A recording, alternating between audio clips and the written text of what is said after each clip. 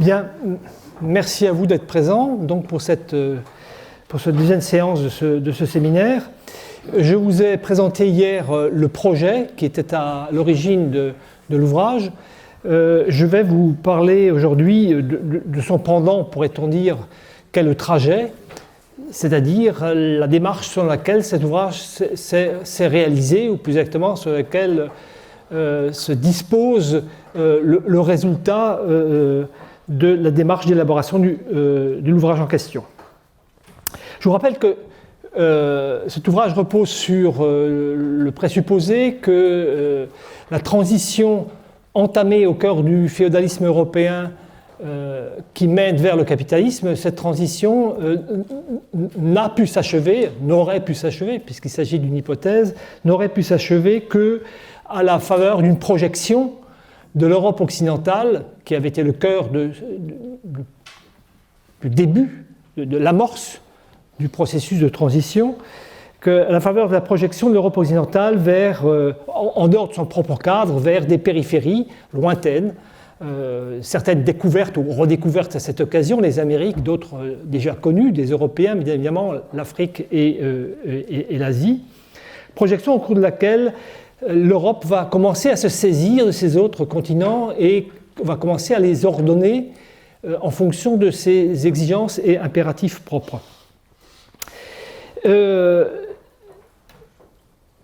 Cette hypothèse suppose qu'il y a eu, en quelque sorte, une rétroaction de cette projection sur l'Europe occidentale, rétroaction qui aura permis d'amplifier, d'élargir et d'accélérer le processus de transition en question.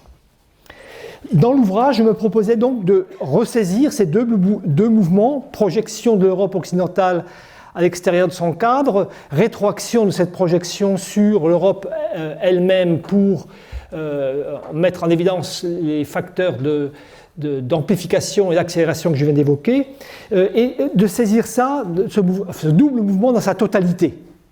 Alors c'est une totalité d'abord temporelle, puisque ça consiste à traiter comme un bloc un peu plus de 3 siècles et demi d'histoire européenne. Je dirais en fin de parcours quelques mots sur le découpage de cette... pourquoi j'ai pris ces deux dates. Vous verrez qu'il y a évidemment une part d'arbitraire dans ce choix, et puis en même temps une part de légitimité. Je m'expliquerai là-dessus. Vous voyez, ça fait à peu près 3 siècles et demi. Traiter ça comme un bloc.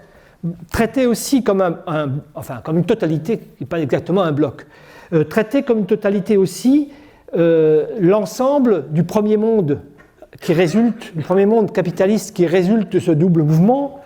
Traiter comme une totalité aussi les différents aspects de ce processus, les différents aspects technologiques, économiques, sociaux, politiques, idéologiques, etc. Et traiter cela comme une totalité n'impliquait pas, évidemment, j'en avais aussi le souci, de sacrifier pour autant, ou même simplement de négliger, la singularité des différentes parties, des différents éléments qui composent surtout à chaque fois, ni sacrifier davantage les contradictions à travers lesquelles cette totalité s'est constituée, ni le devenir nécessairement chaotique que tout cela a pris.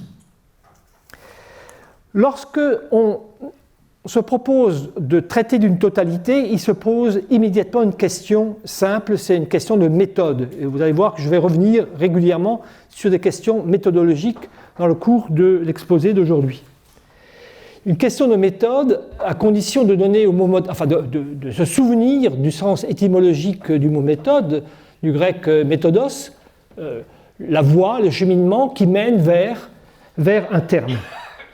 Et il s'agissait de trouver en effet une voie qui permette de parler du tout sans parler de tout en permanence et je dirais constamment, sans quoi évidemment le propos devient confus et à la limite incompréhensible. Il faut trouver une voie qui permette d'accéder à la totalité sans avoir constamment, je dirais, à tenir l'ensemble des éléments, tout en les faisant pourtant tenir ensemble dans cette totalité.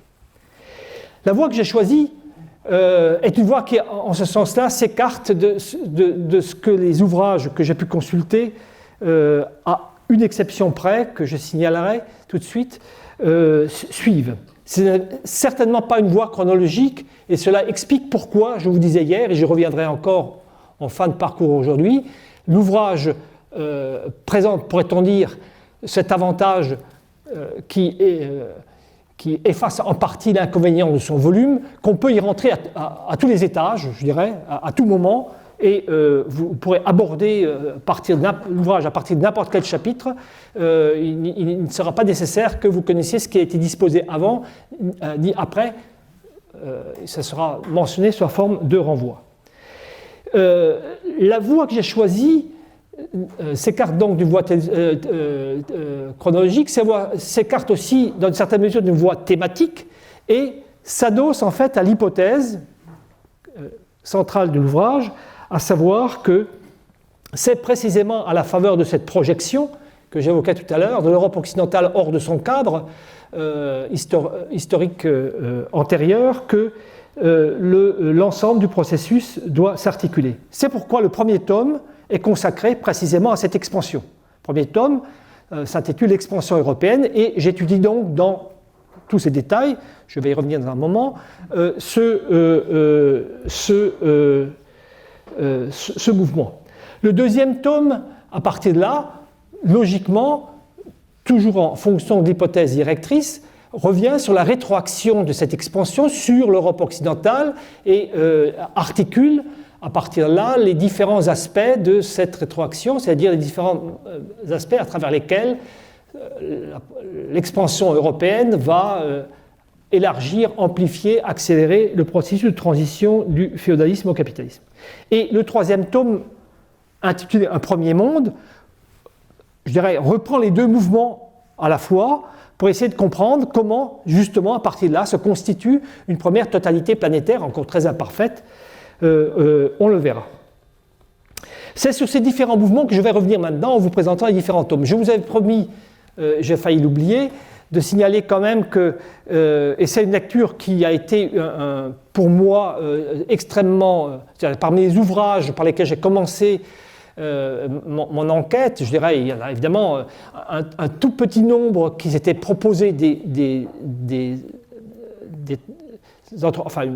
entreprise du même type, je dirais. Certains vous seront connus de vous, il s'agit évidemment de Fernand Braudel et de sa civilisation matérielle, l'économie et le capitalisme. Il s'agit aussi des deux premiers ouvrages, de la somme de 4 ouvrages que Immanuel Wallerstein a consacrés à l'histoire du capitalisme. Mais il y a un autre ouvrage qui est antérieur, bien antérieur même, et qui est complètement oublié, qui a disparu des radars, et qui à mon avis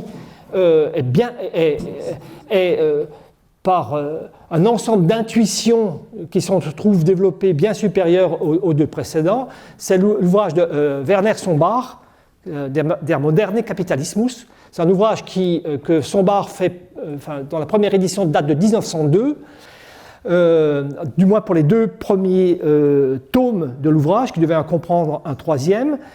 Sombart se fait vertement accueillir par la communauté des historiens à ce moment-là. Il ne se décourage pas, il entreprend au contraire des études complémentaires qui vont donner lieu à la publication dans les années 1911-1913 de 3 ouvrages, dont un seulement a été traduit en français, c'est Der Bourgeois, le bourgeois. Sinon, 2 autres qui font d'ailleurs pendant, qui s'appellent Krieg und Kapitalismus, et donc la guerre et le capitalisme, et Luxus und Kapitalismus, le luxe et le capitalisme. Je profite de signaler ça parce que c'est des ouvrages qui sont à peu près perdus aujourd'hui de vue et qui contiennent une intuition qui est évidemment mal reçue de toute la communauté académique de l'époque, puisque implicitement ce que Sombart entend, c'est que contrairement au courant libéral majeur qui irrigue les sciences sociales, et contrairement à ce que soutient son pendant, collègue et proche ami Max Weber, le capitalisme n'est pas le fruit d'une rationalité, le capitalisme est le fruit d'une irrationalité fondamentale. Il naît par exemple à travers cette double irrationalité de la guerre et de la consommation somptuaire, du luxe. Et voilà une thèse évidemment qui est rien moins qu'iconoclaste au regard des icônes de l'époque. Cela donne lieu à la 2e édition de l'ouvrage en 1916, toujours des 2 premiers tomes, et il complétera le tout par un troisième tome qui porte cette fois-ci, les deux premiers, Sombart prend une amplitude temporelle beaucoup plus large puisqu'il prend toute l'histoire de l'Europe à partir en gros de l'Empire carolingien, donc il remonte beaucoup plus je dirais haut dans l'histoire que moi, et le troisième tome porte sur la période postérieure à la révolution industrielle. Je n'ai pas exploité. J'ai exploité les deux premiers volumes qui sont riches de plein d'indications. Il y a des choses que j'ignorais complètement et que je n'ai jamais vues retraitées par ailleurs dans la littérature. Donc il faut, enfin pour ceux d'entre vous qui peuvent pratiquer l'allemand, puisque ça n'a jamais été traduit en français, le troisième tome a été traduit, mais encore une fois, le troisième tome porte sur la période postérieure à la révolution industrielle, donc ne nous intéresse pas pour ce qui nous concerne. Lui aussi suit un autre chemin, enfin il suit pour partie un chemin chronologique et pour partie d'autres chemins, et c'est ce qui me permettait de quand même le mentionner. Bon, je vais donc vous présenter les trois tomes, les uns après les autres. On va un peu davantage descendre dans le détail que je ne l'ai fait hier, où j'ai procédé souvent par allusion. Dans le premier tome, il s'agit donc pour moi de traiter de l'expansion européenne en direction des autres continents, telle que s'est déroulée de l'aube du XVe siècle, 1415. Pourquoi 1415 ? Je le dis maintenant, je comptais le dire à la fin, mais peu importe, autant le dire maintenant. 1415, c'est une date qui n'est pas plus significative que nôtre. Rétrospectivement, elle peut l'être, parce que 1415, c'est la prise de la ville de Ceuta par les Portugais. Donc Ceuta se trouve, si vous voulez, sur les côtes nord de l'actuel Maroc, et ça va fournir, pourrait-on dire, la base de départ des expéditions qui vont ensuite descendre le long des côtes africaines, donc d'abord du côte du Maroc, puis ce qui est aujourd'hui le Sahara occidental, etc. Mais très rapidement, ils serviront d'autres bases, ne serait-ce que des Açores. Jusqu'au deuxième moitié, je dirais début deuxième moitié du XVIIIe siècle. Il y a deux temps qu'on peut distinguer dans cette expansion, deux temps chronologiquement. Un premier qui occupe donc les 15e et 16e siècles et sont à la manœuvre essentiellement les puissances ibériques, c'est-à-dire, je viens de le citer, le royaume du Portugal et un autre royaume voisin qui est le royaume de Castille. Je tiens à indiquer, parce que trop souvent on dit l'Espagne, en fait l'Espagne ça n'existe pas, en dépit de de l'union des deux couronnes de Castille et d'Aragon, ces deux royaumes restent fortement séparés et d'ailleurs animés par des tropismes historiques assez différents, et est à la manœuvre le royaume de Castille. Le deuxième temps occupe les XVIIe et XVIIIe siècles et voit s'introduire trois nouveaux acteurs dans leur ordre à peu près d'intervention, presque simultanément les toutes jeunes provinces unies des Pays-Bas, toutes jeunes puisqu'elles viennent de s'émanciper depuis à peine 20-30 ans à travers la révolte contre la puissance castillane, qui est puissance tutélaire, et l'Angleterre, et un peu plus tard la France, qui vont essentiellement, essayer de s'emparer de ce que les Espagnols, enfin les Castillans d'un côté et les Portugais de l'autre, avaient déjà conquis. Alors traiter cette expansion comme une totalité posait à nouveau un problème de méthode. J'ai essayé de m'émanciper de ce que l'historiographie européenne pratiquait généralement, c'est-à-dire partir du point de vue des Européens. Je me suis efforcé au contraire de partir du point de vue des non-Européens. C'est-à-dire je suis parti du point de vue à chaque fois de ceux qui ont vu arriver les Européens et qui ont eu à, selon le cas, à se soumettre, tenter de résister, traiter avec eux, ou au contraire même s'allier avec eux. Ça avait une double vertu de procéder de cette manière-là. La première vertu, c'est que ça me permet, au fil du tome, de fournir une sorte d'état du monde au moment où se produit l'expansion européenne, et surtout ça me permet sans y insister à chaque fois, mais ça me permet quand même de montrer que les Européens n'ont pas été que les non-Européens, n'ont pas été des agents purement passifs, ils n'ont pas été simplement des espèces de réceptacles ou de champs d'action des Européens, mais qu'ils ont été des acteurs du processus, qu'ils aient résisté ou qu'ils se soient prêtés, je dirais, volens-nolens, à l'emprise des Européens. Cependant, pour la commodité et la clarté d'exposé, je vais présenter cette expansion telle qu'elle a été conduite par les Européens. Alors, en précisant d'abord les formes qu'elle a prises. Alors, on peut en distinguer deux formes essentielles qui sont opposées et complémentaires à la fois, une forme coloniale et une forme commerciale. Donc l'expansion européenne a été bien souvent ou bien commerciale ou bien coloniale, bien souvent à la fois commerciale et coloniale. Alors l'expansion, mais on peut ici les distinguer pour, je dirais, la clarté analytique d'exposé. L'expansion coloniale, vous savez, vous imaginez bien, je pense, ce que c'est la constitution de colonies, c'est-à-dire l'invasion de territoires que l'on va occuper d'une manière permanente, en se débarrassant, lorsqu'ils existent, ou en instrumentalisant, lorsqu'ils existent, les pouvoirs préexistants, et en se soumettant les populations existantes. Les soumettre, ça peut vouloir dire simplement les réduire au travail forcé, sous la forme de l'esclavage, ou sous la forme de servage, éventuellement, mais marginalement, sous la forme du travail salarié.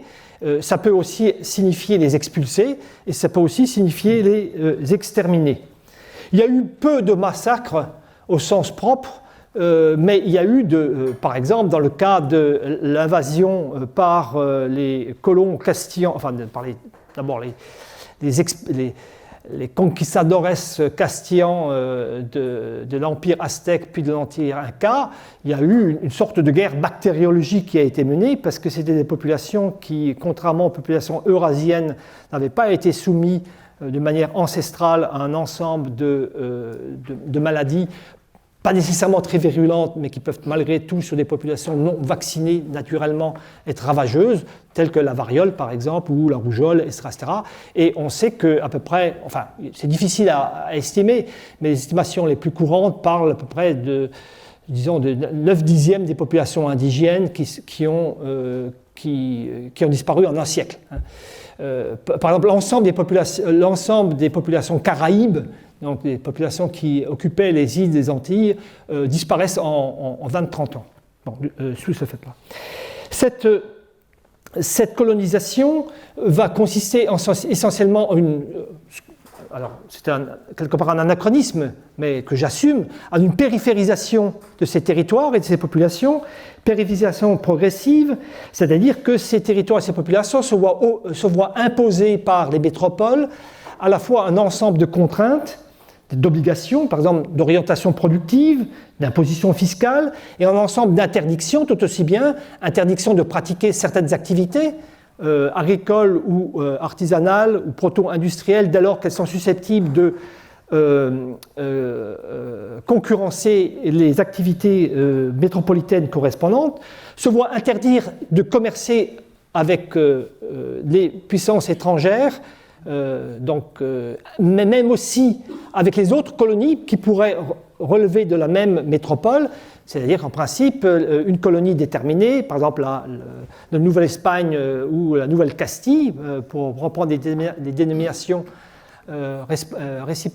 respectives du Mexique et du Pérou dans l'Empire espagnol, ne pouvait strictement commercer qu'avec la métropole castillane. Formellement, c'était interdit. Réellement, bien évidemment, une active contrebande se développe et il faudra en tenir compte quand on voudra faire le bilan de la chose. C'est-à-dire que, en fait, dès cette époque, on assiste à l'imposition d'un ensemble de règles et de procédures qui va créer un développement inégal entre les métropoles et les colonies en question, et qui n'iront pas d'ailleurs sans générer des tensions qui vont aller croissantes entre les intérêts métropolitains et les intérêts des colons qui auront fait souche, c'est-à-dire des créoles.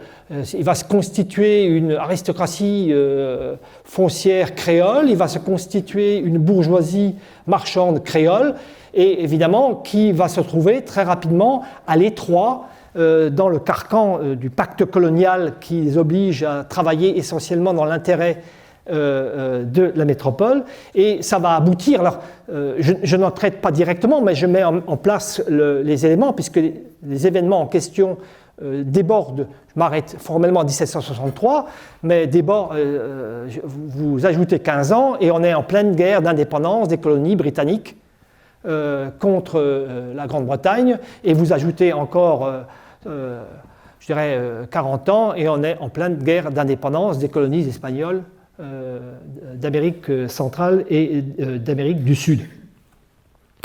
Voilà donc pour ce qui est de cette première forme, la forme coloniale de l'expansion. Il y a une deuxième forme commerciale qui consiste en la constitution de circuits commerciaux entre l'Europe et différentes parties du monde, à l'intérieur desquels les capitaux marchands européens vont s'assurer une position dominante, enfin travaillent à s'assurer une position dominante, soit tout simplement par le pillage,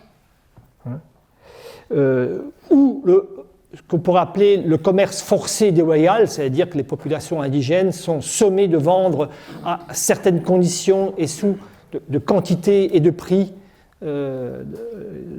d'approvisionner des comptoirs européens à certaines conditions de quantité et de prix, ou encore sous la forme d'un commerce qui peut être parfaitement régulier, du moins du côté non européen, mais parce que du côté européen, on est en position d'oligopole ou de monopole.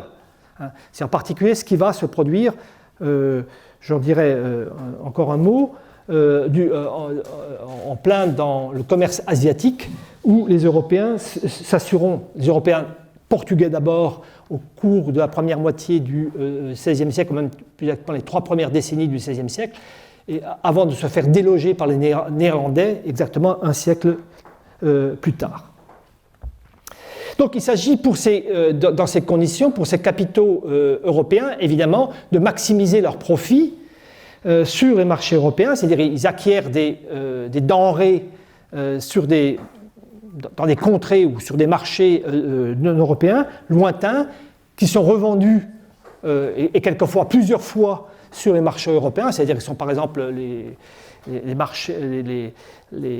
Lisbonne est livrée, à Lisbonne viennent s'approvisionner des Flamands, viennent s'approvisionner des Français, viennent s'approvisionner des Italiens, viennent s'approvisionner des Anglais qui eux-mêmes revendent ça, donc ça circule. Et évidemment, la dynamisation du commerce européen ne s'opère pas seulement directement sous la forme de l'ouverture de ces nouvelles liaisons commerciales entre des parties du monde en dehors de l'Europe et l'Europe elle-même, mais à l'intérieur de l'Europe.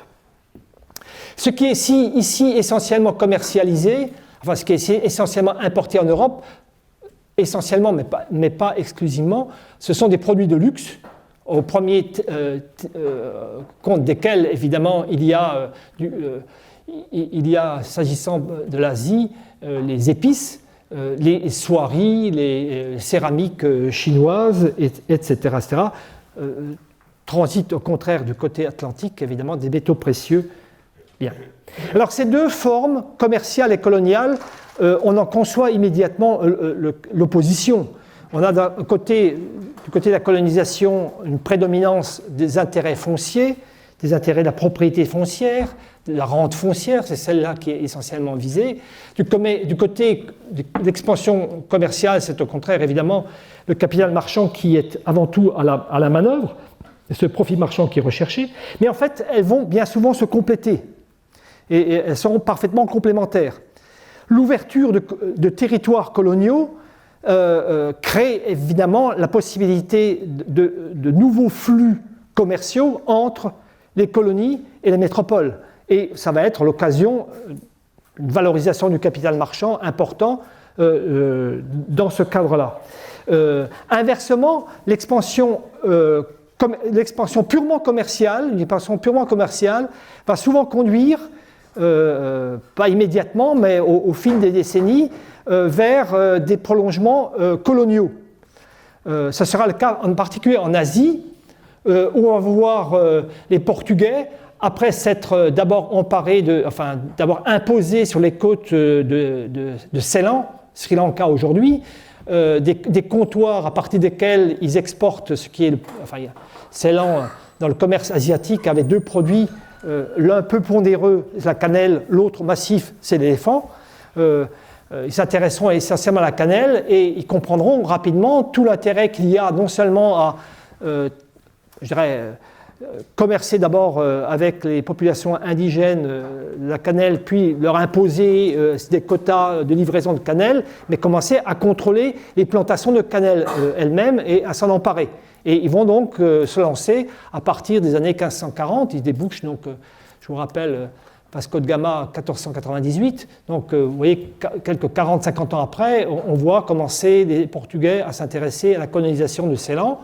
Ils vont en être délogés par les Néerlandais un siècle plus tard, je vous l'ai dit, et lesquels Néerlandais, lorsqu'ils arriveront dans ce qui est aujourd'hui l'Indonésie, mais qui n'existait pas à l'époque comme tel, quand ils arriveront à Sumatra, à Java, ils vont très rapidement, à partir de la base de Jakarta, l'actuel Jakarta, de même pénétrer dans le cœur du pays et se soumettre des sultanats en participant à des guerres dans lesquelles ils appuient les uns contre les autres, justement pour obtenir des concessions de terre, etc. Donc, un autre exemple qu'on peut donner de cela, c'est la manière dont les Portugais, qui cherchent d'abord de l'or en remontant le Zambèze vers un Eldorado, alors là, pour le coup, pas un Eldorado vitique, un véritable Eldorado, l'actuel Zimbabwe, mais qui existait à l'époque sous la forme d'un royaume du Monomotapa, le Monomotapa, où il y avait de multiples mines artisanales d'or, ils vont essayer d'avoir prise là-dessus, ça ne va pas très bien marcher, mais le résultat, c'est qu'ils vont établir des bases le long du Zambèze, et à partir de ces bases, ils vont coloniser les rives du Zambèze, c'est-à-dire, ça correspond actuellement à l'actuel Mozambique, si vous voulez. Voilà.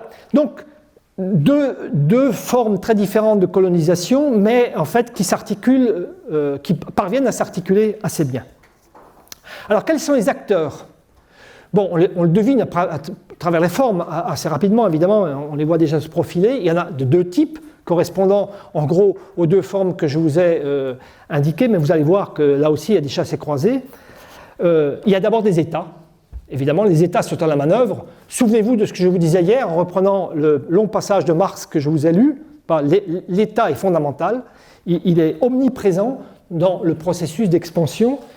Il est évidemment, il l'est de manière toute évidente dans le cas de la colonisation, parce que la colonisation, c'est encore une fois la conquête et la domination d'un territoire.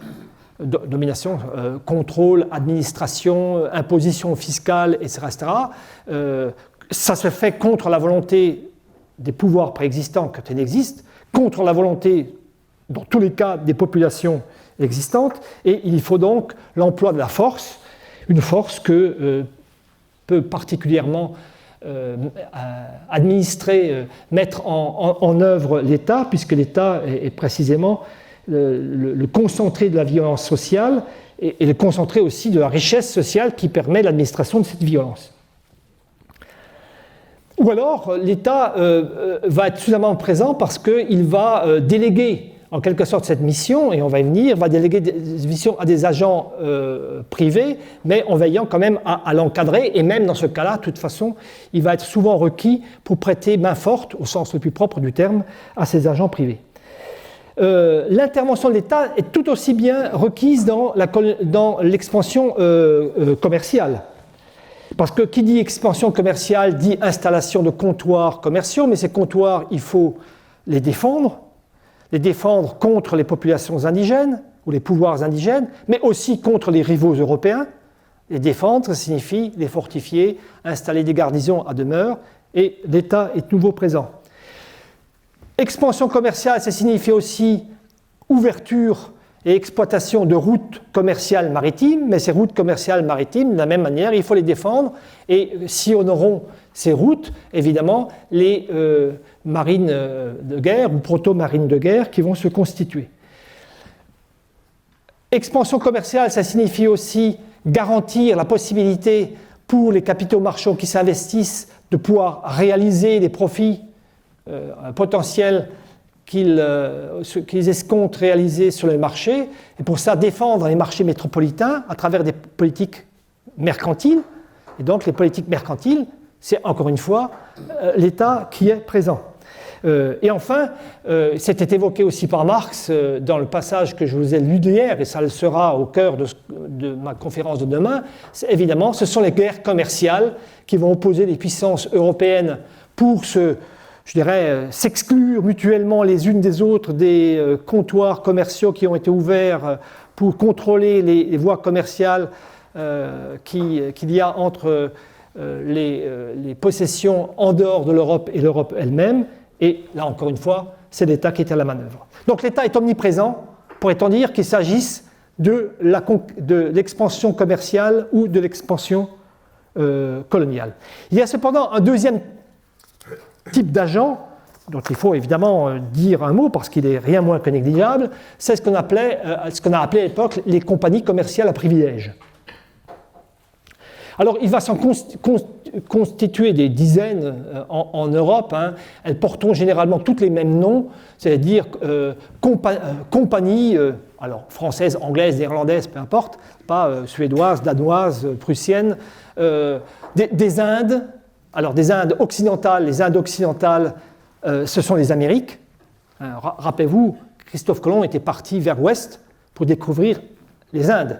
Et évidemment, les territoires qu'il a découverts ont été appelés par lui, enfin, étaient considérés par lui comme, non pas comme l'Inde, mais bon, il a varié un peu, il a pensé à un moment qu'il avait juste atteint le Japon, mais Cipangu, mais que c'était en quelque sorte l'antichambre des Indes, et le terme est resté. Ou alors des Indes orientales, les Indes orientales, ben, c'est l'Asie maritime, on va y venir. Les deux principales, je dirais les deux emblématiques, ce sera la East India Company anglaise, fondée le 31 décembre 1600, très exactement, et qui va précipiter la formation de sa grande rivale, et beaucoup plus heureuse qu'elle dans un premier temps, du côté néerlandais, c'est la Verenigde Oostindische Compagnie, la compagnie donc réunifiée des Indes orientales, constituée au printemps 1603.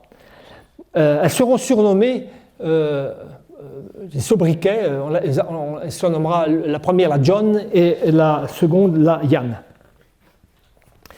Alors, de quoi s'agit-il ? Il s'agit de compagnies commerciales qui obtiennent de l'État dans lequel ils ont leur siège, qui obtiennent un privilège, en fait un monopole, le privilège de commercer avec un autre État ou une autre zone ou tout un continent en dehors de l'Europe pour n'importe quel type de marchandises ou pour un type particulier de marchandises. Ce privilège, il le paye cher, elle le paye cher, plus exactement, sous la forme de redevances, de prêts plus ou moins forcés, de dons plus ou moins spontanés, et le privilège en question, elles l'obtiennent pour 15 ans, 20 ans, 30 ans, c'est variable.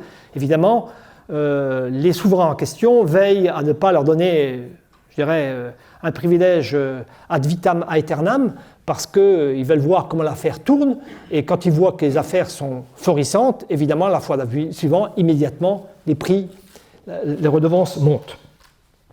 On les appelle donc pour cela des compagnies à privilèges, ou encore des compagnies privilégiées, ou encore tout simplement des compagnies à monopole. Alors, Elle se voit donc offrir un privilège commercial, un monopole commercial, mais elle se voit bien souvent offrir bien davantage que ça. Elle se voit offrir le droit de prendre possession et de coloniser des territoires au nom de leurs souverains, qui leur délèguent dans ce cas-là de véritables privilèges régaliens.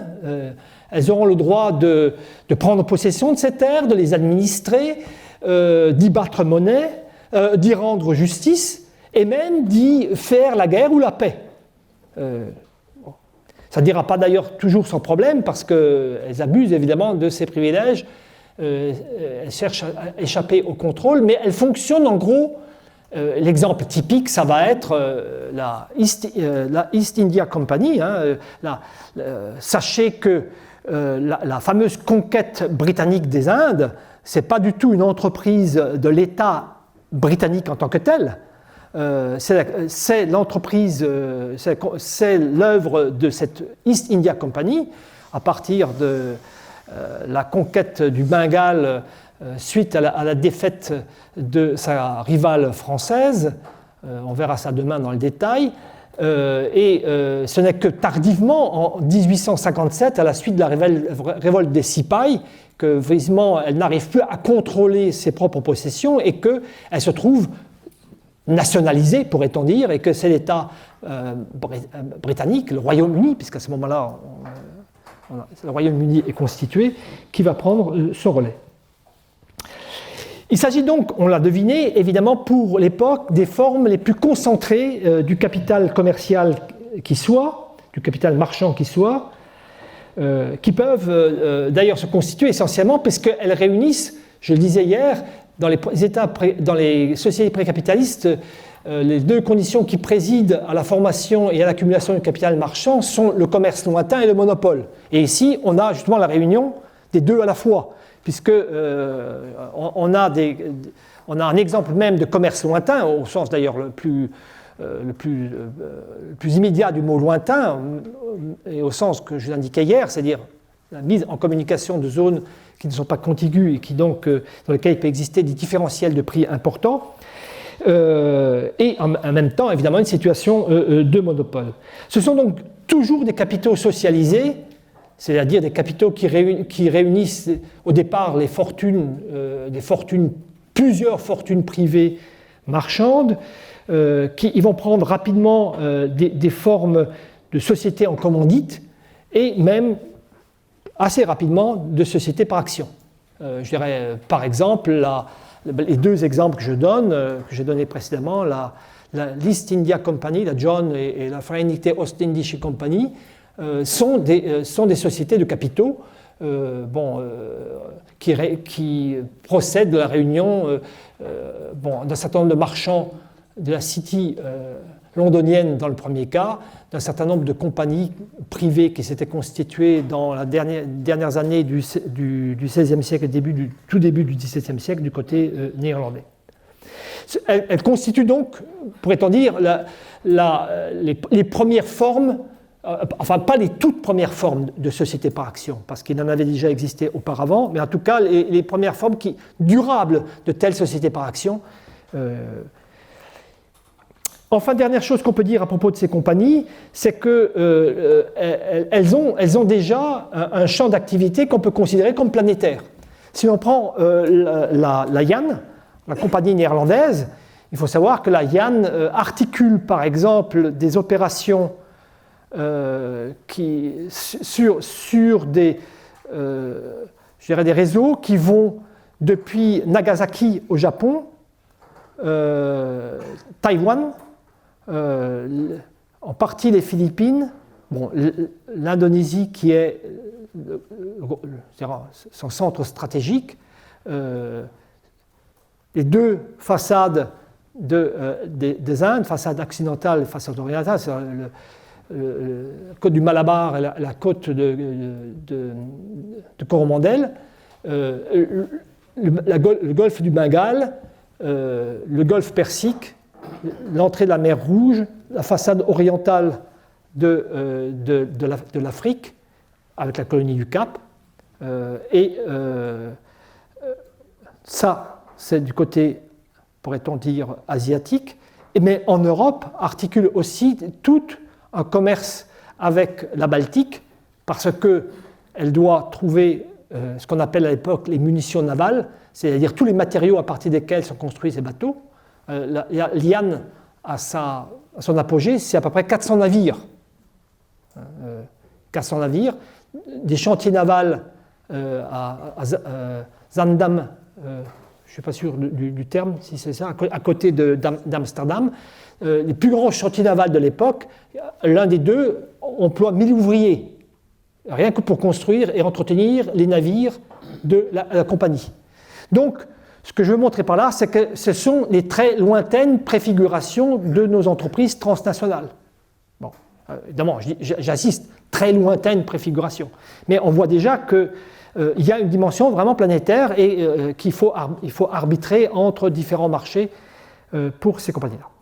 Bon, tout ça, pour quels résultats? Alors, quels sont les résultats de cette expansion? Alors, ces résultats sont en fait très variables selon les continents qui vont être touchés. Et les Amériques, tout d'abord. En Amérique, essentiellement, l'œuvre, si on peut dire, l'œuvre européenne sera une œuvre de colonisation. À l'initiative essentiellement des Castillans, qui occupent donc depuis le sud actuel des États-Unis jusqu'à la Terre de Feu, en gros, en passant par toute la chaîne andine, et avec un diverticule sur le Rio de la Plata. Bon, bien que ce soit, enfin, c'est à peu près petit à petit continu, mais il y a aussi des solutions de continuité sur cette emprise. Leurs voisins portugais ont abordé au Brésil et vont donc constituer une colonie au Brésil, mais enfin qui pénétrera que difficilement dans le Mato Grosso et encore moins en Amazonie. Les autres Européens, français et anglais, vont s'établir le long de la côte orientale de l'Amérique du Nord, depuis le nord de la Floride jusqu'au bassin, enfin jusqu'à la... Pas le bassin, le cours du Saint-Laurent, et tous les Européens vont se disputer les Antilles. Vont se disputer les Antilles, occupées d'abord par les Castillans, mais les Castillans vont s'en faire largement déloger dans la première moitié du XVIIe siècle. Pourquoi? Parce que les Antilles, ça va être évidemment l'autre aspect de l'œuvre européenne. On va y établir ce qui avait déjà été établi par les Portugais dans le nord-est du Brésil, c'est-à-dire la plantation sucrière, bon, mais la plantation esclavagiste sucrière, mais il y en aura d'autres. On va produire aussi bien du tabac, on va produire du cacao, on va produire de l'indigo, on va produire du coton, toujours évidemment sous la forme de la plantation esclavagiste. Mais les Antilles, ça va aussi être une formidable base de piraterie. Qu'est-ce qu'on pirate? Mais on pirate tout simplement les flottas castillanes qui ramènent l'argent et l'or depuis les mines mexicaines et péruviennes. Et on pirate tous les navires commerciaux qui passent là. Et alors, on se pirate les uns les autres, bien évidemment. Et bien plus encore que la piraterie, ce qui va intéresser tous les Européens d'occuper des positions dans les Antilles, c'est que c'est des plaques tournantes de la contrebande, puisque l'immense marché hispano-américain, enfin castillo-américain, étant fermé aux autres puissances européennes, c'est sous la forme de la contrebande que sont effectués les échanges. L'Afrique sera relativement peu affectée, géographiquement parlant.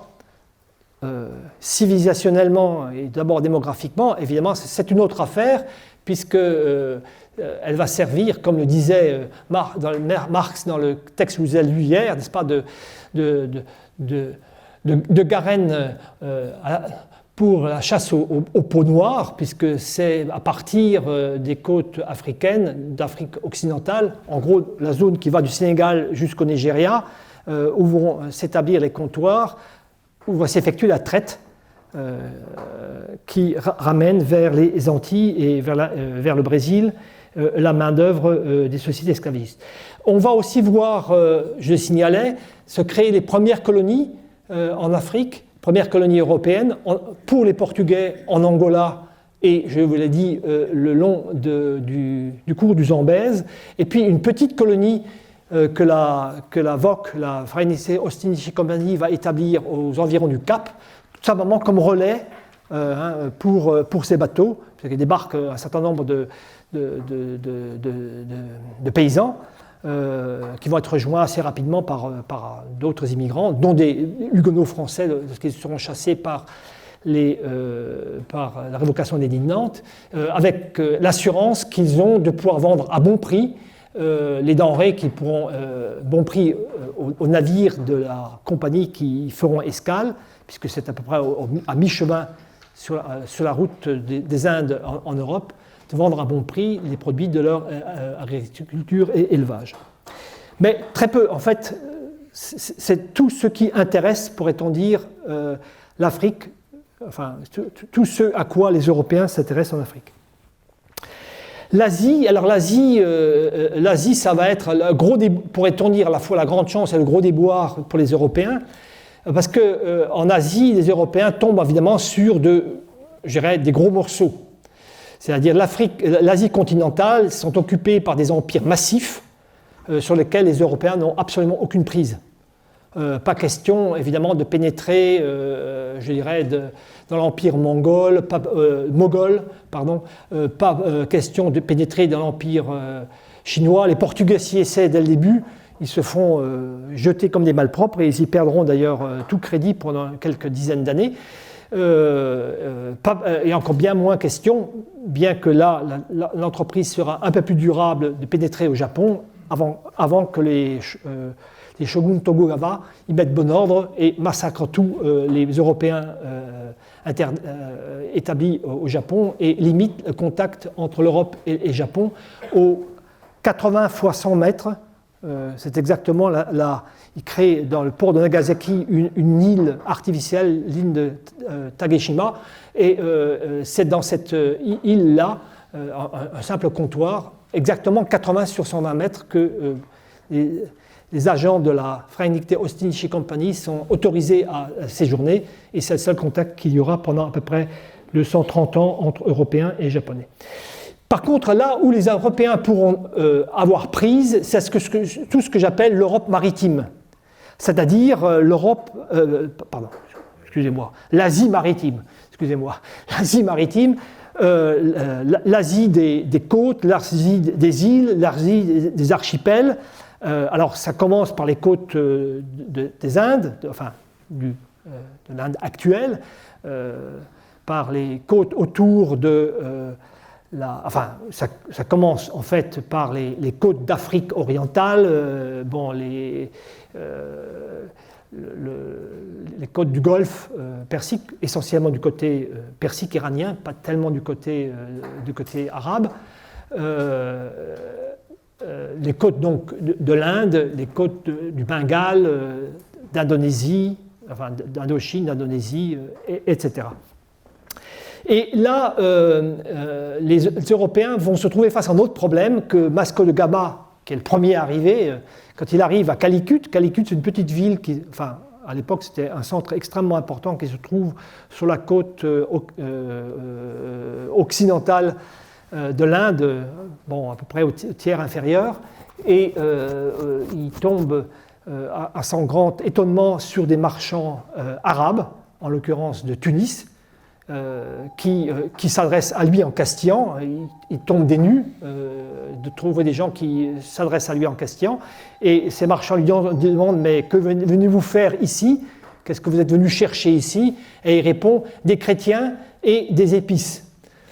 Et ça va mal se passer de double point de vue, parce que des chrétiens, ils en trouveront bien quelques-uns, mais ce sont des nestoriens, et donc ils ne pourront pas très bien faire affaire, eux, catholiques qui sont. Et les épices, ça se passera encore plus mal, parce que les épices, l'Asie en regorge, mais évidemment,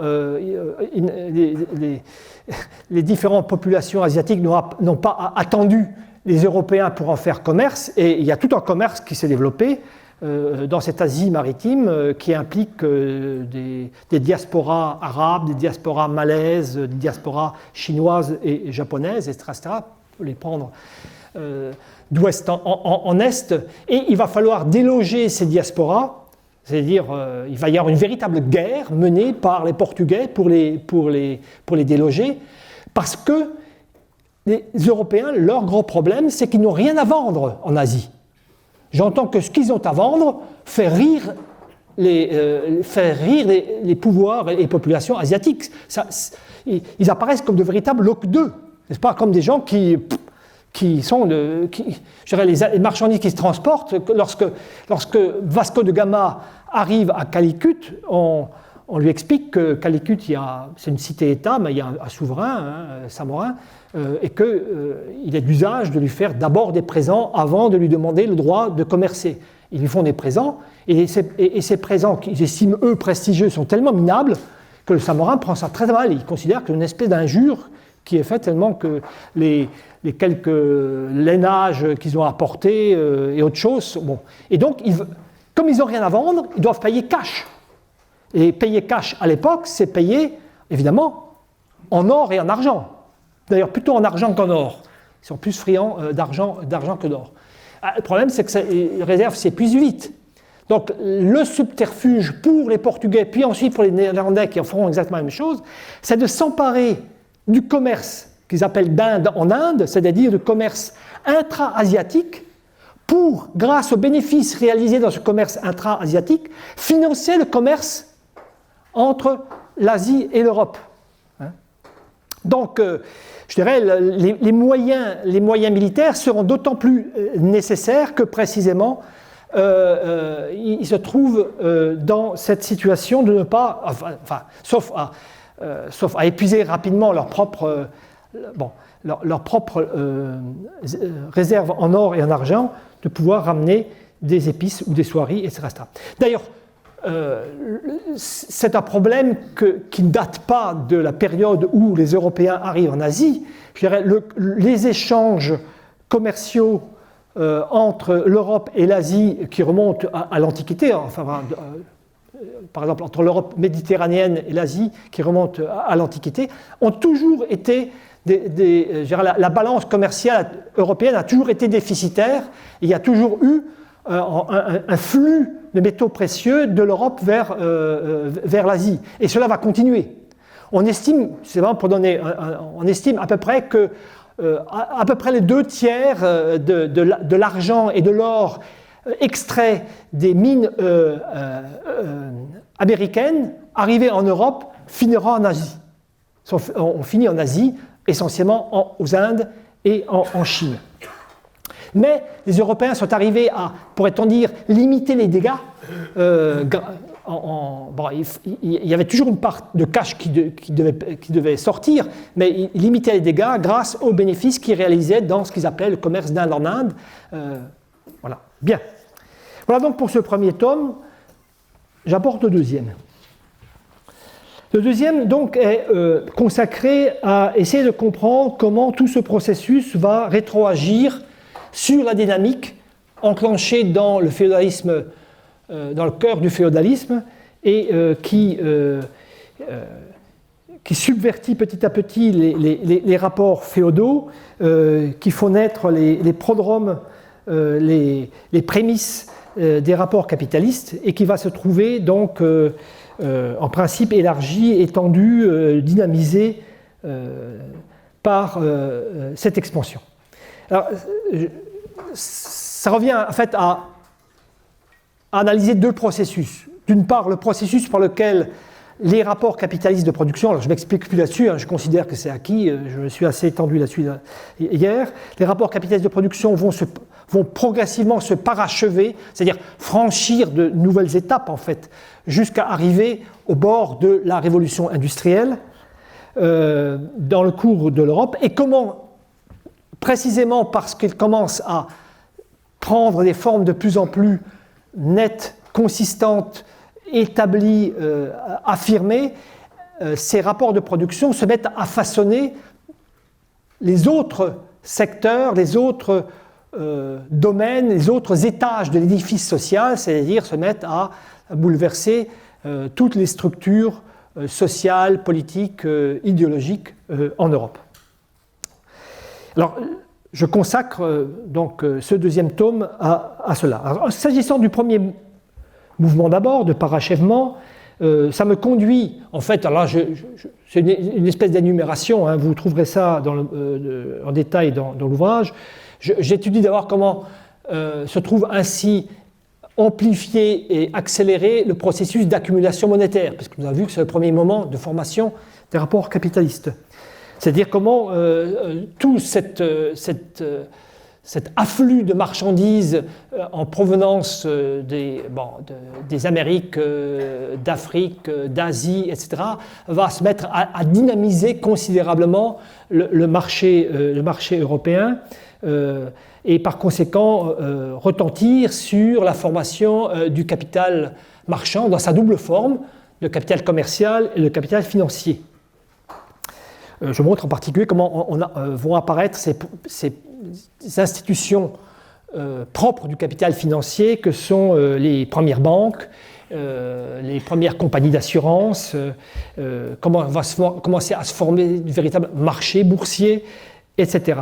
Comment se modifient aussi, dans le même mouvement, les formes juridiques du capital, c'est-à-dire comment se développe le capital d'association, et notamment cette forme, je dirais, spécifiquement capitaliste du capital d'association qu'est le capital par action, et comment se modifient aussi les formes de gestion du capital. C'est-à-dire comment en particulier s'introduisent, se développent et se perfectionnent les méthodes de la comptabilité qui ont, je dirais, cette vertu de personnifier en quelque sorte le capital et de le soumettre très strictement à sa logique de valorisation. J'accorde, deuxième volet de la formation du parachèvement des rapports capitalistes de production, évidemment, une attention particulière à l'expropriation des producteurs. Donc je montre qu'elle opère, alors les producteurs, il s'agit des petits producteurs, agriculteurs, artisans essentiellement, qui opèrent essentiellement par le biais de l'endettement, comme d'ailleurs ça avait été déjà le cas au cœur du Moyen-Âge, ce que je l'avais signalé hier, évidemment qui se trouve amplifié par l'insertion de plus en plus grande de l'économie rurale dans les circuits de l'économie marchande et monétaire, va aussi jouer en ce sens le développement de la fiscalité. Et en particulier, évidemment, du passage du prélèvement fiscal en nature au prélèvement fiscal en argent. C'est-à-dire tout ce qui va contraindre les petits producteurs à entrer dans l'économie marchande et monétaire va constituer pour eux un facteur de précarisation au sens propre du terme, c'est-à-dire un facteur qui rend leur situation incertaine. Alors, ces producteurs expropriés, la particularité de l'époque, c'est que ce sont en principe, évidemment, de la chair à salariat potentiel, et pourtant on va assister à des phénomènes massifs de résistance dans l'entrée dans le salariat, ce qui explique pourquoi, comme le signalait Marx sur l'exemple de l'Angleterre, on va voir, pas seulement en Angleterre, mais dans tous les États, aussi bien d'ailleurs en France, et quelquefois ce sera bien pire en France d'ailleurs, se développer une véritable législation sanguinaire, comme le dit Marx, destinée à forcer ces bras nus à se porter vers ces lieux d'exploitation que sont les mines, que sont les établissements sidérurgiques, que sont les manufactures, etc. Et combien ça résiste, c'est-à-dire combien, je dirais, la discipline, ce qui va apparaître comme la discipline industrielle est littéralement un processus qui va mettre non seulement des décennies, mais même 2-3 bons siècles à s'établir. Je consacre en particulier des développements à la pratique du Saint lundi, pratique qui consistait pour les ouvriers à boire d'abondance pendant la fin de la semaine et ne pas se présenter le lundi.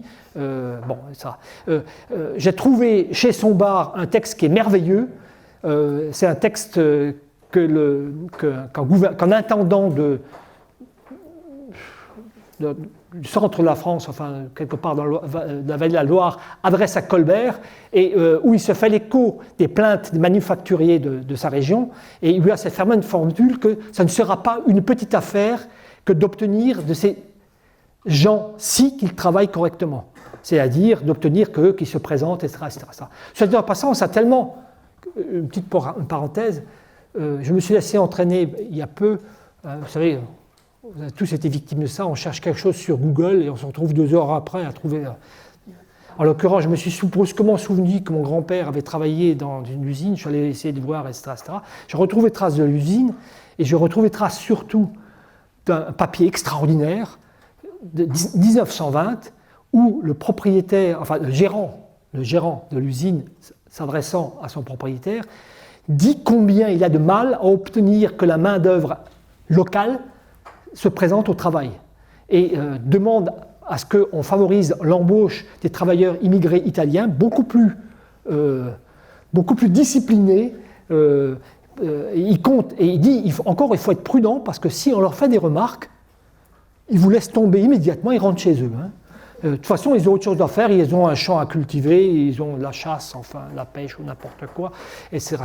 Et il ne faut surtout pas les brusquer. Donc on peut éventuellement compter sur le fait que les travailleurs immigrés leur montreront comment travailler. C'est assez curieux comme littérature au vu de ce qui se raconte d'habitude sur les travailleurs immigrés. Bon, c'est une parenthèse, je la clos. Troisième moment, j'étudie de près la manière dont se mettent à apparaître les formes spécifiquement capitalistes de procès de travail, c'est-à-dire comment commencent à apparaître des mises au travail et des combinaisons productives entre forces de travail et moyens de production destinées évidemment à valoriser le capital avancé. Alors, c'est peu le cas dans l'agriculture. On ne rencontre ça à peu près que dans 3 régions. Le nord de l'Italie, les provinces septentrionales des anciens Pays-Bas, c'est-à-dire ce qui va devenir des provinces unies, et l'Angleterre. Donc, la révolution agricole anglaise dont je vous parlais hier, et dont je reparlerai encore demain, en fait a des pendants de l'autre côté de la mer du Nord, de la Manche comme on voudra, et aussi en Italie du Nord. Mais ce sont des exceptions. Par contre, là où ça va massivement se développer, c'est sous la forme de la manufacture, et ce n'est pas pour rien que Marx appelait cette période la période manufacturière. La manufacture sous toutes ses formes, manufacture éclatée, c'est-à-dire un capital marchand qui donne du travail effectué à domicile par des paysans ou par des artisans, manufacture réunie, là, c'est déjà la forme de la fabrique, sous la forme hétérogène ou la forme sérielle. Pour ceux qui ont lu le chapitre 14 du livre 1 du Capital, ça n'a pas en principe de secret. Mais, et ça c'est ce que m'a appris Sombart aussi, qui corrige heureusement Marx en ce sens. Il montre à quel point la proto-industrie automatique, sous la double forme de l'industrie mécanique et de l'industrie chimique, mais enfin entre guillemets, c'est l'industrie qui procède à la chimie, enfin qui procède de procédés chimiques de production. L'exemple typique, c'est la sidérurgie, n'est pas l'étape postérieure à la manufacture. C'est une étape qui se développe en même temps que la manufacture. Et il en donne de très bons exemples, et la littérature, entre-temps, historiographique, a donné raison à Sombart sur Marx sur ce point, c'est-à-dire qu'on a déjà toute une proto-industrie automatique, mécanique ou chimique, qui se développe, par exemple, certaines opérations dans l'industrie textile, toutes les opérations de teinture sont déjà très largement des opérations mécanisées. Les industries de foulage des tissus sont des industries mécanisées qui se combinent, enfin ces segments de procès de travail mécanisés qui se combinent déjà, ou chimisés, qui se combinent déjà avec des segments manufacturiers. J'étudie aussi ce qui est plus surprenant, ce que je ne m'attendais pas a priori à faire, à étudier comment se forment les premiers marchés spécifiquement capitalistes. C'est-à-dire, je montre qu'un marché n'est pas nécessairement capitaliste par soi-même. Le capital suppose des formes bien déterminées de marché, des marchés qui soient à la fois concentrés dans l'espace et des marchés qui se trouvent très régulièrement renouvelés dans le temps. Et donc, j'étudie l'incidence de la concentration des marchés par des facteurs tels que l'urbanisation, tels que la commande étatique, la commande des cours princières, C'est autant de facteurs de concentration des marchés. Et s'agissant de ces derniers, c'est aussi un facteur de renouvellement des marchés parce que la consommation somptuaire des cours voit apparaître très rapidement le phénomène de la mode. Et, les courtisans en sont friands, mais c'est ça les marchands qui mènent le bal. C'est-à-dire, le phénomène de la mode est déjà quelque chose qui est entre les mains la manufacture de Lyon, ce qu'on appelait la manufacture de Lyon, c'est-à-dire qui est une immense manufacture éclatée qui fabrique de la soie, produit à raison de 2 fois l'an, à partir des années 1690, une mode. C'est-à-dire, on envoie des gens à Versailles pour présenter les nouveaux modèles. Il suffit qu'il y en ait un qui l'achète pour que l'autre veuille l'acheter, etc. Et ça fait fonctionner tout cela. Donc, la mode, il y a même les premiers magazines de mode qui datent du début du XVIIIe siècle. Bon. Et le tout se trouve évidemment à la fois corseté et dynamisé par les politiques mercantilistes que j'ai évoquées. C'est le moment d'en dire un mot, n'est-ce pas ? Le mercantilisme, c'est la doctrine qui considère que l'économie est un jeu à somme nulle, c'est-à-dire que ce qui est gagné par les uns est perdu par les autres. Donc, la seule manière de s'enrichir, c'est de vendre et ne pas d'acheter. Bon, évidemment, c'est une contradiction dans les termes, mais il s'agira de faire en sorte qu'on exporte plus qu'on importe. À partir de là, quand même, le mercantilisme, évoluera, se rendra compte que la forme, suprême de la richesse n'est pas l'argent que l'on théorise, mais l'argent que l'on avance de telle manière à ce que on crée un dynamisme qui rapporte plus d'argent, etc., etc. Mais les mercantilismes seront des choses extrêmement importantes. On parle beaucoup du mercantilisme français, Colbert, évidemment, en oubliant la figure de Richelieu avant, mais en gros, la grande puissance mercantiliste, ce n'est pas la France. La grande puissance mercantiliste, c'est la Grande-Bretagne. La Grande-Bretagne a fondé toute sa puissance sur une politique mercantiliste remarquablement développée. Par exemple, dès les années 1670-1680, il y a tout un jeu à travers l'adoption de Corn Law, de Corn Laws, puisqu'il y en a eu plusieurs, qui garantit un prix plancher ainsi qu'un prix plafond aux céréales, de telle sorte qu'il est interdit, je dirais, d'exporter du blé lorsqu'on atteint le prix plancher de manière à ce que ça dépense pas de truc, de même qu'il est interdit d'en importer dès lors qu'on atteint un prix plafond. Donc ça garantit aux producteurs anglais, je dirais, un marché rémunérateur à chaque fois. C'est-à-dire, c'est une Pâque avant l'heure. Tout simplement, c'est une Pâque avant l'heure. La grande différence entre le mercantilisme français et le mercantilisme anglais, c'est que le mercantilisme français, comme toujours en France, c'est claironnant. C'est pas pour rien que le symbole national, c'est le coq. Alors que le mercantilisme anglais est extrêmement pragmatique, s'élabore comme ça au coup par coup, sans plan déterminé, mais sera redoutablement efficace. Bon, tout ce processus-là va évidemment bouleverser toute l'architecture des sociétés européennes, petit à petit, pas du jour au lendemain. Et c'est ce bouleversement dont j'essaye de rendre compte également. Je consacre 7 chapitres à ce que je viens de dire, et les 9 autres chapitres du tome sont consacrés précisément à ce bouleversement des autres étages, pourrait-on dire, de l'édifice social. Donc qu'on ne vienne pas me dire que je fais une œuvre d'économie. Alors je dis ça parce que j'ai vu que Amazon m'a classé dans la catégorie Histoire de la pensée économique. Bon.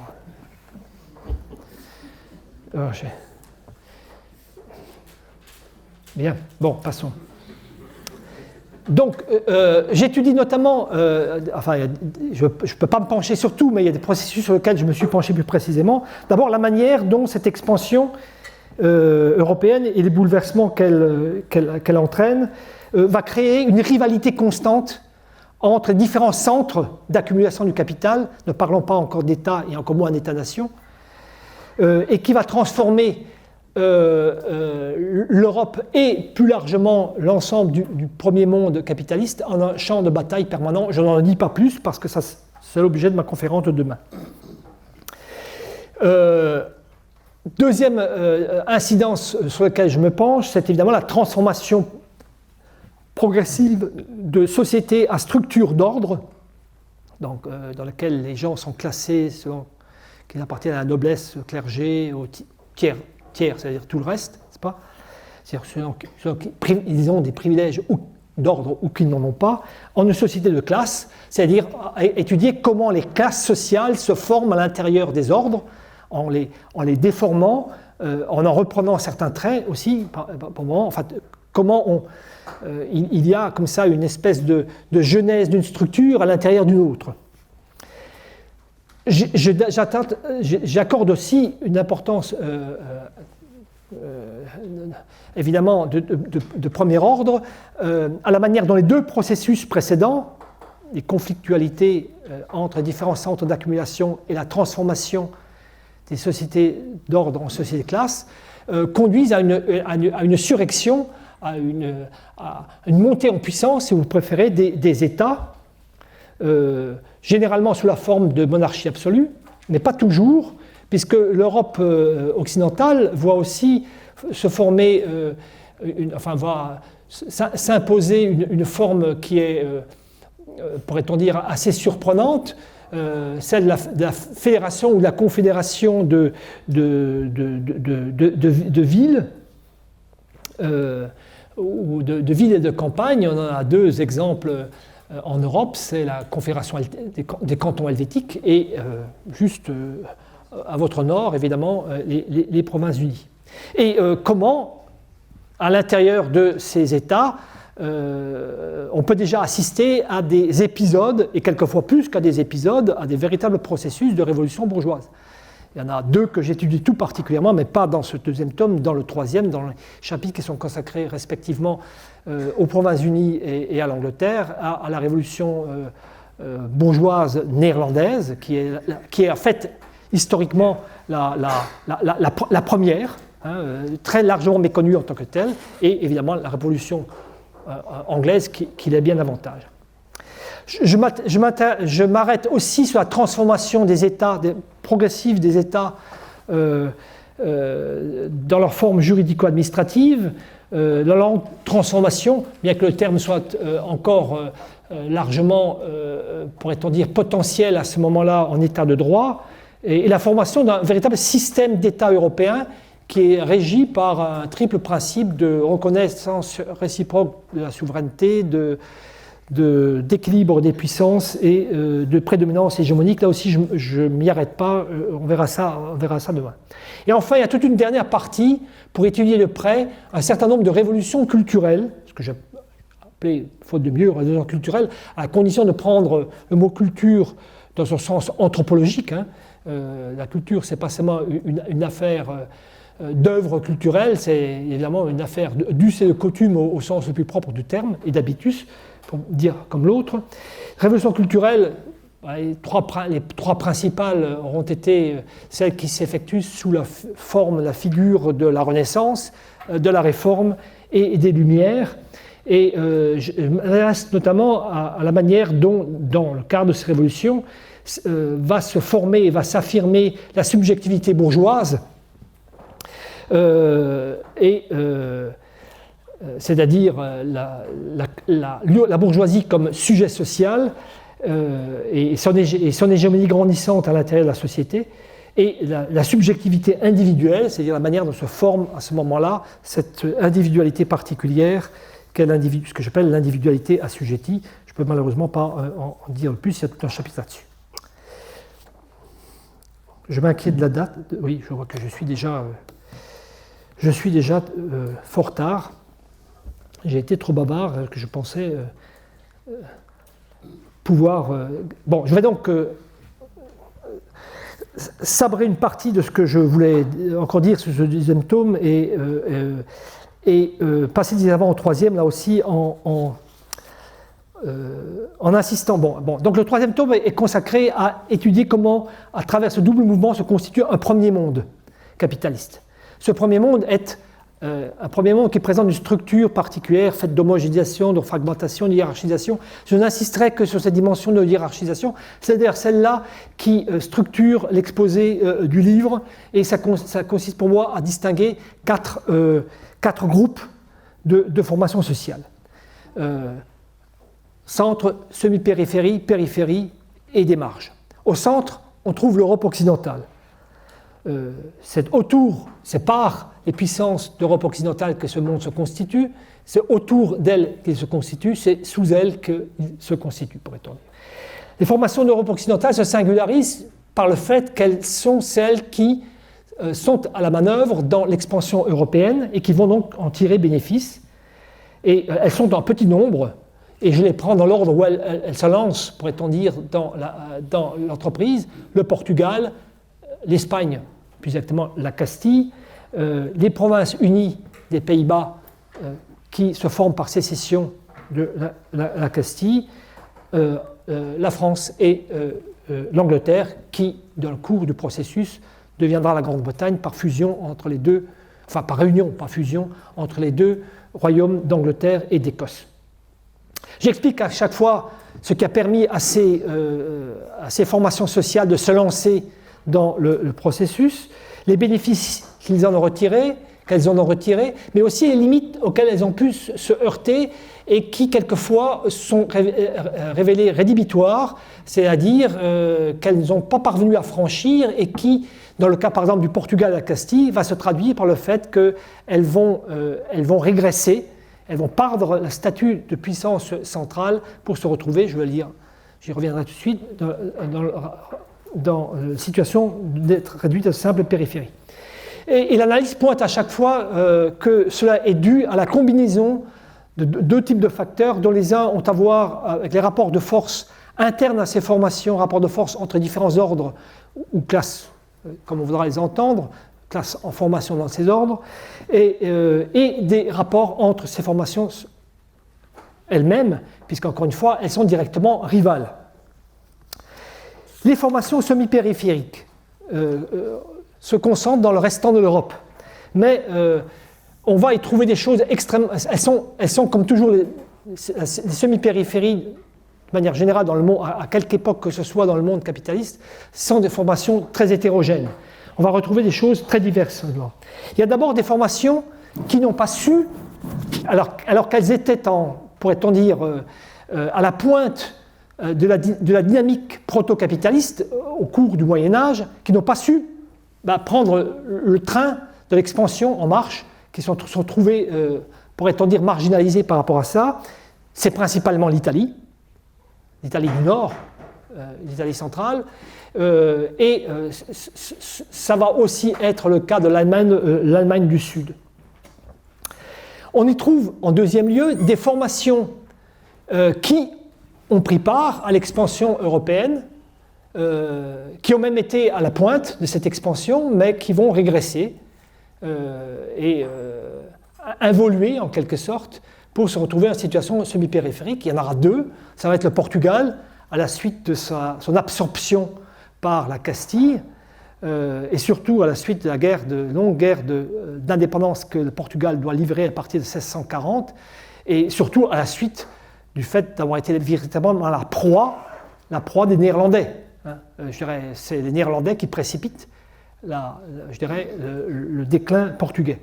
Les Anglais en profiteront pour transformer dans le cours de la deuxième moitié du XVIIe siècle et du XVIIIe siècle, à travers toute une série de traités commerciaux, le Portugal en une véritable semi-périphérie de l'Angleterre.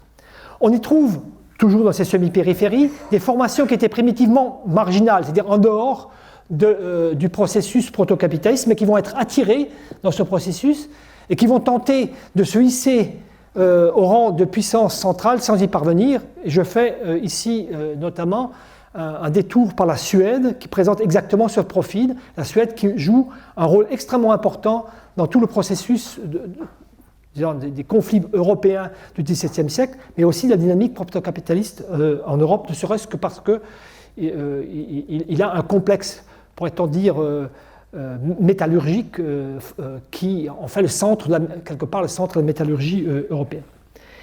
Et on y trouve enfin l'ensemble du restant des formations d'Europe centrale et orientale qui vont être tôt intégrées dans la dynamique protocapitaliste, mais toujours dans une position subalterne. Je signale quand même qu'il y a deux de ces formations qui vont petit à petit monter en puissance, évidemment qui se mettent en situation de jouer un rôle de toute autre envergure par la suite. C'est la Prusse à l'intérieur du Saint-Empire romain germanique, et c'est la Russie, laquelle Russie d'ailleurs, je consacre un chapitre à part parce qu'elle est d'une formation déjà à ce moment totalement originale, elle ne participe pas à l'expansion européenne telle qu'on l'a entendue, mais elle est l'auteur d'une autre expansion européenne. Elle part pas vers l'ouest, elle part vers l'est, c'est-à-dire vers le début de l'occupation, non pas de la colonisation, mais enfin, le début du parcours et disons, de l'établissement d'établissements humains russes en Sibérie. Alors ces formations, elles sont totalement hétérogènes, mais elles présentent comme un certain nombre de caractéristiques communes. Elles ne participent que marginalement à l'expansion européenne telle que je l'ai entendue jusqu'à présent. Il se formera bien quelques compagnies commerciales danoises, suédoises, prussiennes même, mais bon, autant dire que ça n'a à peu près aucune importance.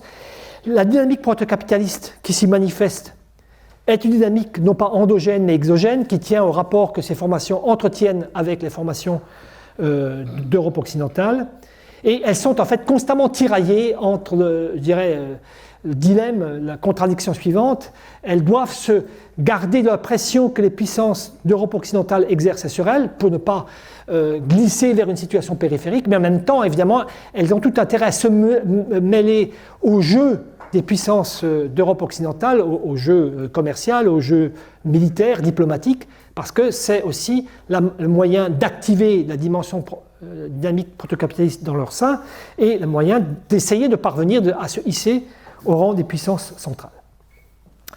Bon, il aurait dû y avoir, évidemment, logiquement, dans la présentation de ce premier monde, toute une partie consacrée à la périphérie, aux périphéries. Le problème, c'est que j'ai traité des périphéries dans le premier tome. Alors là, il y a une incohérence, je le confesse, je n'ai pas su, résoudre cette question. Il y a un creux, comme ça, il y a un vide que je signale, je ne passe pas dessus, je ne fais pas l'impasse là-dessus, je signale, je reconnais mon tort en quelque sorte. Je n'ai pas retraité des périphéries alors qu'il y avait tout un tome consacré justement à la constitution de ces périphéries. Et je traite enfin de ce que j'appelais les marges. Alors je tiens à préciser évidemment que lorsque je parle de formation marginale, ce n'est pas au sens de formation secondaire. Je parle de marge au sens où on parle, lorsqu'on a une page, il peut y avoir le marge de la page, mais la marge de la page, elle fait partie de la page. Elle fait partie de la page, et donc les marges en question, c'est le restant du monde en tant qu'il est malgré tout affecté par l'expansion européenne, mais d'une manière très particulière. En effet, si on considère ce premier monde capitaliste, on peut rire peut-être de l'expression premier monde, parce que si on prend la planète, il y a d'immenses terres, d'immenses étendues de terres qui sont complètement, qui sont des terrae incognitae, comme on disait à l'époque, des territoires absolument inconnus où les Européens ne mettent pas les pieds. C'est par exemple tout le nord de l'Amérique du Nord, c'est d'immenses espaces à l'intérieur de l'Amérique du Sud, c'est toute l'Afrique centrale, c'est toute l'Asie centrale, c'est en bonne partie la Sibérie, hormis les quelques taches de comptoirs ouverts par les Russes, etc. Mais il y a dans ce restant, pourrait-on dire, des formations qui vont malgré tout faire partie du premier monde capitaliste, mais dans un statut très particulier que j'appelle des marges, c'est les marges de ce monde. De quoi s'agit-il ? Il s'agit de formations qui présentent plusieurs caractéristiques au fil distinctives. Elles interfèrent avec les puissances européennes, notamment, évidemment, dès lors que ces puissances se lancent dans l'expansion, c'est-à-dire elles sont affectées par cette expansion, je dirais, qui arrive jusqu'à leur porte. Mais elles sont en mesure de résister à cette expansion commerciale et coloniale. Notamment, elles conservent évidemment, contrairement par exemple aux périphéries, une totale autonomie politique par rapport à ces puissances européennes. Elles ne sont donc pas fondamentalement affectées par la dynamique proto-capitaliste et elles continuent à évoluer selon une dynamique historique qui leur est propre, qui est différente de l'une à l'autre, le cas échéant. La dynamique impliquée par les rapports sociaux qui leur sont propres, et en particulier les éléments de dynamique proto-capitaliste qui peuvent éventuellement naître à l'intérieur de ces formations sont en quelque sorte des facteurs endogènes qui les suscitent et qui expliquera pourquoi ces facteurs endogènes seront aussi éventuellement en mesure de bloquer ces dynamiques proto-capitalistes et d'empêcher de s'articuler avec celles dont les Européens sont porteurs ou de transcroître même à l'intérieur des frontières mêmes. Alors j'envisage ainsi 4 formations qui forment une espèce de chapelet presque continu depuis les Balkans jusqu'au Japon. C'est évidemment l'immense empire ottoman qui est aux portes de l'Europe et qui est un acteur fondamental de l'histoire européenne de l'époque. Se demander si la Turquie fait partie de l'Europe, ça m'a toujours paru une question assez bizarre de ce point de vue-là. Enfin bon, cette contiguë de l'empire européen, de l'empire ottoman, l'empire safavide, c'est-à-dire l'empire qui se crée au début du XVIe siècle sur le plateau iranien et qui déborde vers l'Azerbaïdjan, l'Afghanistan, l'Inde en particulier, et de l'autre côté d'ailleurs du Golfe. Alors c'est aussi, mais je n'en parle pas là parce que j'en avais parlé dans le chapitre qui traite de l'Inde dans le premier tome, c'est l'empire mongol. C'est de l'autre côté de l'Himalaya, l'immense empire chinois, du moins pour la fin de la dynastie des Ming et le début de la dynastie des Qing, ou de Qing comme on voudra dire.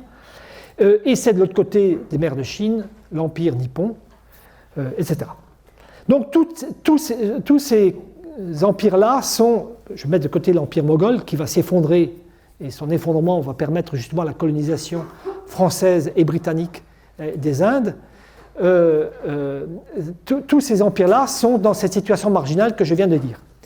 Ça me donne aussi l'occasion d'aborder 2 problèmes qui sont des problèmes qui restent pendants dans la littérature. Je ne prétends pas avoir résolu le problème, mais il m'a semblé nécessaire de le traiter, c'est de savoir pourquoi le capitalisme ne naît pas en Chine, alors que la Chine est porteuse, alors j'en traiterai dans la dernière conférence, est porteuse d'embryons de développement proto-capitaliste depuis quelquefois des siècles. Et pourquoi, au contraire, de l'autre côté de la mer de Chine, enfin de la mer de Chine orientale du moins,